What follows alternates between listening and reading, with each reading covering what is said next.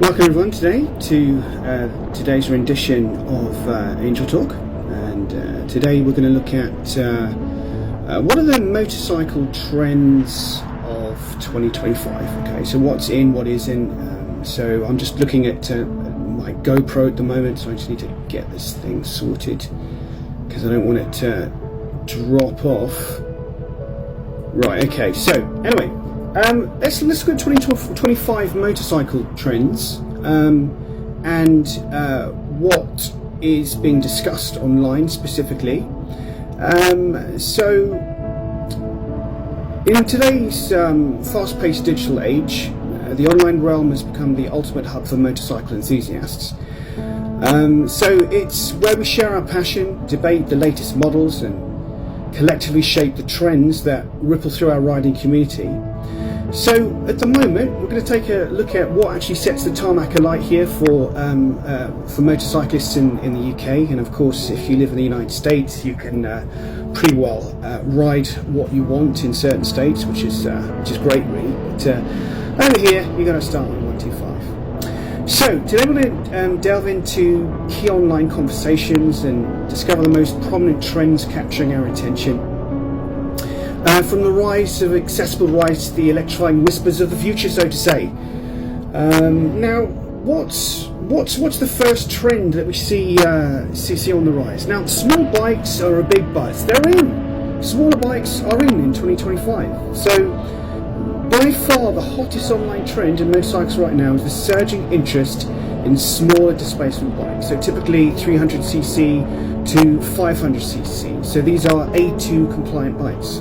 Now, A2 compliant bikes, of course, aren't just for beginners because you've got to start on a 1.5. But the good thing about these small A2 compliant bikes is the ease of handling, the affordability, and often stylish designs are attracting riders of all levels, especially in the regions with tiered licensing like good old Blighty where I live.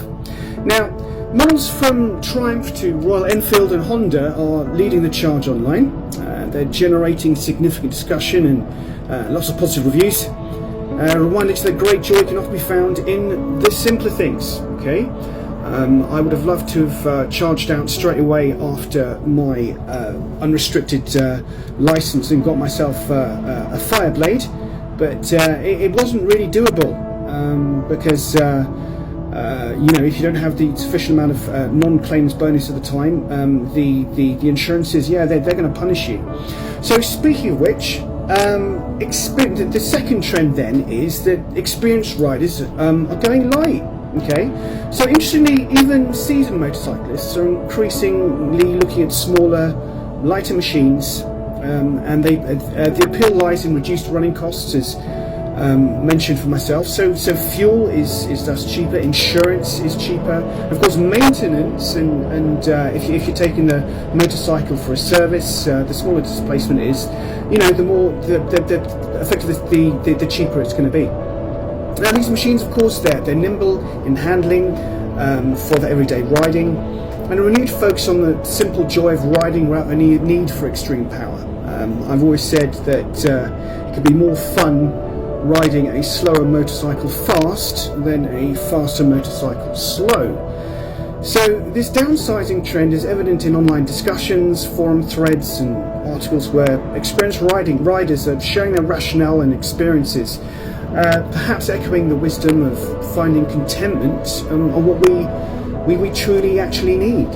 Now, the third revival that we're seeing here is middleweight sports bikes. So this is the third point that we're going to make. The online community is also showing significant enthusiasm for the return of engaging middleweight sports bikes. And you know me, I love a sports bike. We're talking middleweight, we're talking specifically between 600 and 900 cc's. Now, they offer a sweet spot between manageable power and thrilling performance. Now, bikes like the Yamaha R9 or the Ducati Panigale V2 or also the Aprilia RS660 are capturing attention with their real-world usability and modern technology.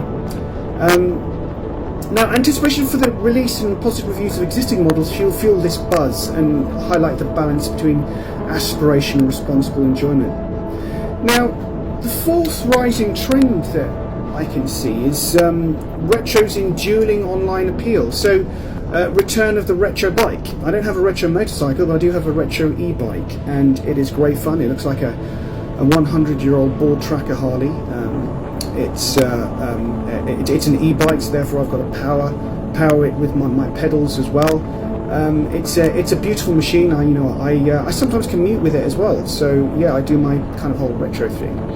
But for real motorcycles, this timeless charm of retro classic inspired motorcycles continues to resonate strongly online.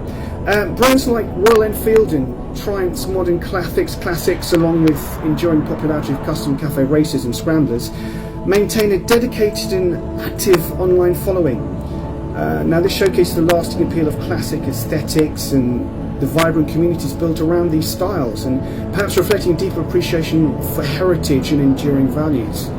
Now, of course, in the modern age, of course, you've got the electric dreams discussion, because everything's going electric at the moment. So while not yet dominating sales figures, however, electric motorcycles are generating significant and growing online interest among UK riders, and advancements in range and charging technology and performance are fueling discussions about the future of electric mobility in the motorcycle world.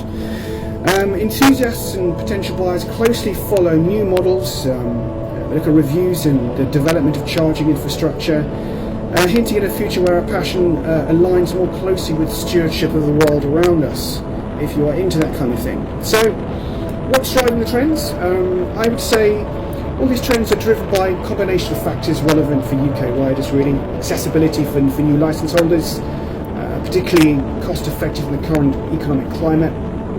A desire for engaging real-world performance on diverse UK roads, and the enduring appeal of classic British and international styles, and growing awareness and curiosity about sustainable transportation options. The online space acts as a key indicator of shifting rider preferences and interests within the UK market, reflecting our evolving needs and desires. So in conclusion, as we navigate these online trends and continue our journey on the open roads of the UK, let's remember the sense of community and connection that binds us, whether we're drawn to the simplicity of smaller bikes, the thrill of middleweight, or the timeless style of a retro machine. I've been Angel Talk. Remember, it's not just about the destination, it's also about the journey. Have a good one. I'll see you in the next one.